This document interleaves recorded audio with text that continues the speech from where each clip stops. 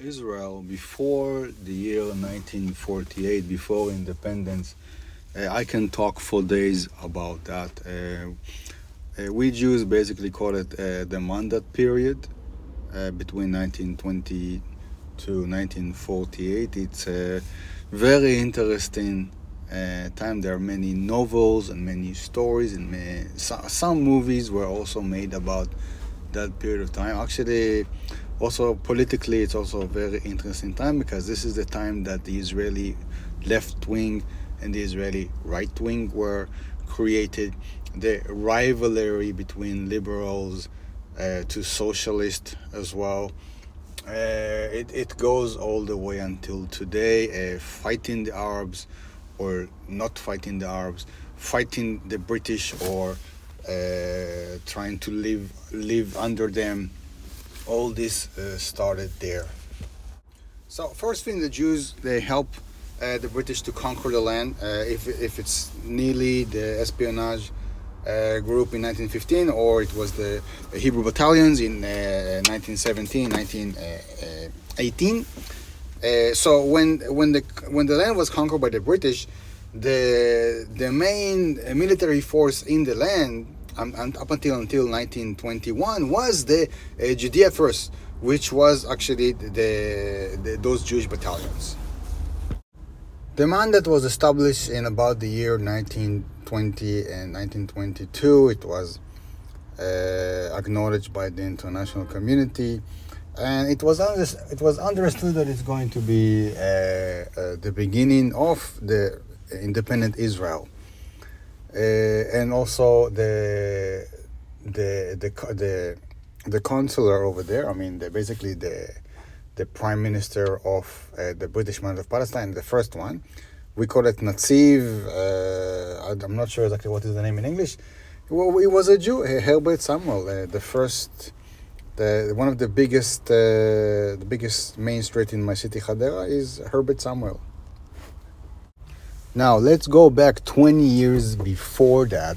Already in the beginning of the 20th century, the Jews in the land of Israel are actually governed by the Zionist Congress.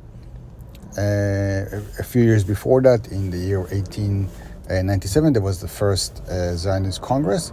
And very fast with the second Aliyah, which was in the beginning of the 20th century, the most prominent Zionist leader came to the land of Israel, and very fast the Zionist movement became the dominant Jewish community in the land of Israel. They really fast they succeeded to have a very bustling industry, agriculture, and they're very dynamic, and they're very smart and move really fast. And also with the Hebrew language, they managed to basically make everything Hebrew, basically. And they took over the Jewish community, even though they were not the majority just yet. So already from the year 1900, you already have the narrative is already an Israeli Jewish Zionist narrative, very fast. If until then there was a Jewish, Yiddish-speaking, mainly also or Ladino-speaking of Jews, basically living in poverty, Orthodox Jews living in poverty in Jerusalem, Musafed, or Hebron, or Tiberias. Very fast that changed in the year 900 to a Zionist Israeli narrative. So already then, socialist Zionist activists and leaders like David Ben-Gurion, Israel Shochat, Yitzhak Ben-Zvi, Golda Meir, for example, already they establish a union party, like a labor party, that was established basically for the necessity of finding jobs and assisting Jews that came to the land to purchase land. And they made a party, and it was because it was socialist. It was very robust. Things were moving and changing very fast, It was very non-conservative, so people really were looking for other people's merit, not for loyalty to some one leader.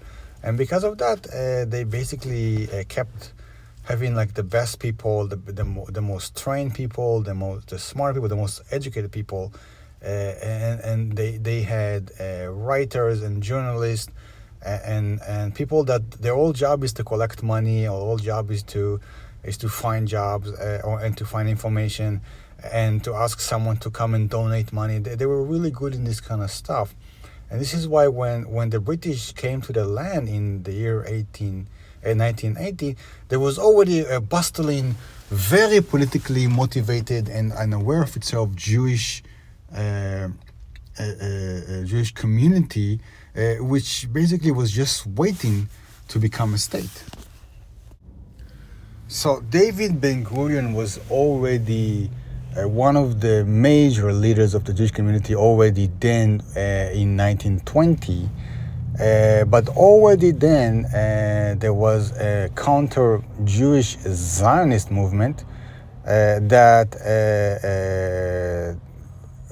thought that the way that they're doing things was not good, and they called themselves the revisionists. And they basically said that the British are only here for their own interests. They are not going to fulfill their promises, and they are not going to help us to build our state again.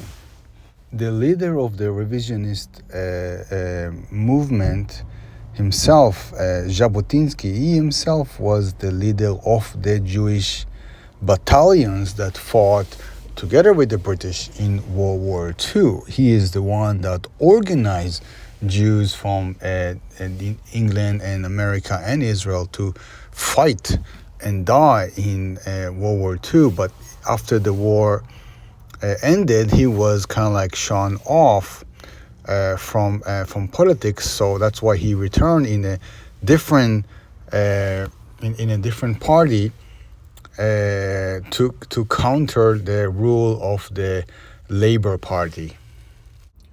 So at first, the Zionists in the land of Israel were separated on who's supporting the British rule and who is opposing it.